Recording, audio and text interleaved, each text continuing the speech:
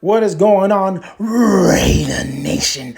We're talking the Raiders and how inspired football they have been playing lately. What a good, great, fantastic back-to-back rival wins with the Chargers, and then now the Christmas gift of all time against the Kansas City Chiefs. Did you hear Travis Kelce bitching and moaning in his podcast? I love his brother. But Travis, man, you shut the fuck up. Like, he really does hate the Raiders, the Raider organization. So seeing him bitch and then Patrick Mahomes crying was probably the perfect gift any Raider fan can get. Now, the thing is, though, what a perfect gift, but there is still more to come if the Raiders allow themselves to do what they need to do. The problem with the Raiders is sometimes they don't take care of business. I'm hoping with this new attitude, with Antonio Pierce, with this defense playing lights out, which we have to forgive Patrick Graham, and we have to apologize, to him, because we're talking so much shit with him. But look what happens when you get rid of Josh McDaniels. You have new changing of Lagarde, and look how inspired these guys are playing. Look at Mad Max. Look at Nate Hobbs. One of the biggest moves was getting rid of Marcus Peters and bringing in Jack Jones. What a key element to this Raider defense and this Raider team. Super Bowl teams in general who are winners, they have elements in their team, defense, offense, doesn't matter, where he's not going to be a big name guy. These big name guys are not going to be superstars, blah, blah, blah, but they're going to help the team win. And I hope this brings this core group of defensive guys and the guys that we signed this year go on to the next year, and the chemistry and the vibe and the ferocity still continues. The problem, though, is Aiden O'Connell.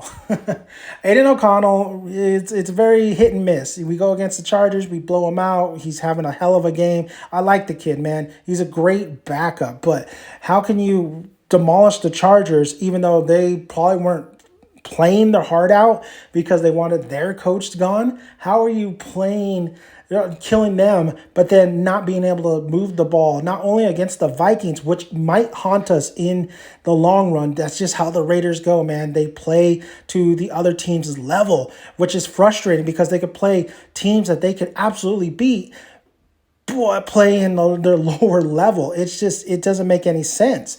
How can we go from the Vikings and then you go from Kansas City, which the defense won that game? The defense and Zamir White, who has been a bright spot these last 2 weeks. And as much as I love Josh Jacobs, you got to ask yourself, what are you doing for me now? What did you do for me last time? That doesn't matter. I want it now, and I want to see what you could do for me in the future. Right now, Zamir White is healthier. He's younger, and he's kind of, Josh Jacobs is a young guy, but Zamir White he's more hungry in my eyes. But Aiden O'Connell not being able to just barely get some passes away and getting some completions in the first half of that Raiders and Kansas City game, and then come to the second half and just be dismal. That just cannot happen, especially if there's a chance of making the playoffs and even going into the playoffs if we could do it. The Raiders, but in my mind, after the firing of Josh McDaniels, it was either I thought, whatever happens, we got to move on to next year. I'm just happy if anything good comes of this firing, because you kind of have to wash your hands after this year, because you don't expect things from the Raiders this year because the coach is gone and this team is dysfunctional. Antonio Pierce doing a hell of a job, even though he says that they need help around Aiden O'Connell. Aiden O'Connell, like him putting in Aiden O'Connell, trusting in his guys, getting these guys to fight for him to be the head coach. Boy, this has been absolutely fantastic. It has been a whirlwind. I know the Raiders have done this before, but this year is just absolutely special just because you see a different side. You just see something different with the defense, especially with the Raiders, which Patrick Graham, man, French kiss, doing a fantastic job, doing his job to get these guys. It's something's happened. The glue has formed, the vibe, the chemistry, it's all clicking in the right way. Jack Jones coming in, Marcus Peters going out. What a brilliant move to do that. Jack Jones has been such a great piece.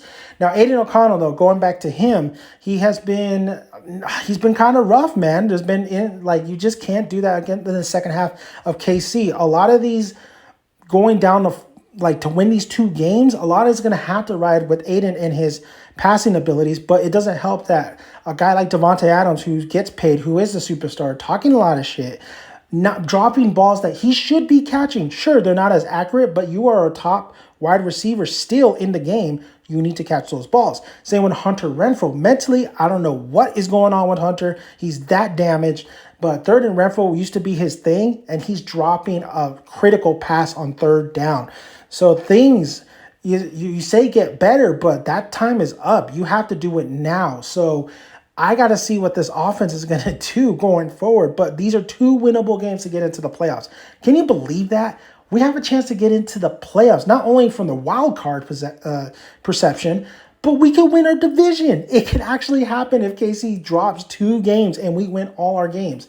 That is absolutely madness. The silver and black, the fans have never been as proud. I think Viking games was a step back, but going forward in these last 2 wins, boy, does it feel like the Rebels, man? Does it feel like that 70s kind of Raider style football where we're bullying people, we're smacking them in the mouth? The offense needs to get better, but like I said, whatever happens at the end of this year, I think Antonio Pierce is going to become the head coach. I don't think they want to announce it just yet, because maybe Antonio Pierce talks to Mark Davis and says, let's not do this yet. My players are playing for me to become the head coach. We have 2 more games. We have the playoffs. Let's finish off the season, and then we will properly announce it. That is my opinion. That's what I'm thinking is happening behind the scenes. But I would be shocked if Antonio Pierce doesn't become the head coach, at least for 2 years.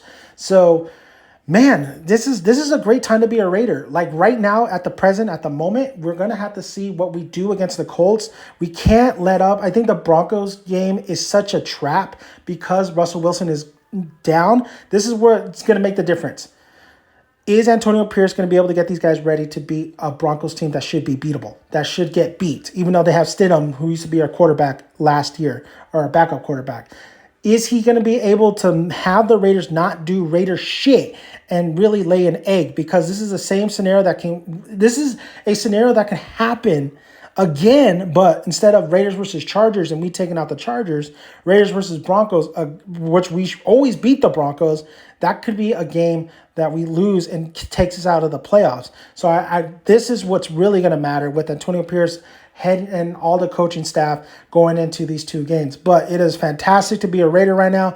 I'm super happy, super pumped. I can't wait for these 2 games. The 2 games that we have played, the 2 rival games we have played, watching bitch-ass Patrick Mahomes cry and Travis Kelce cry on his podcast has been an absolute joy. But let's keep moving. Let's get those dubs. Subscribe to the channel, like the video until we talk more Raider football. I'll see you guys later.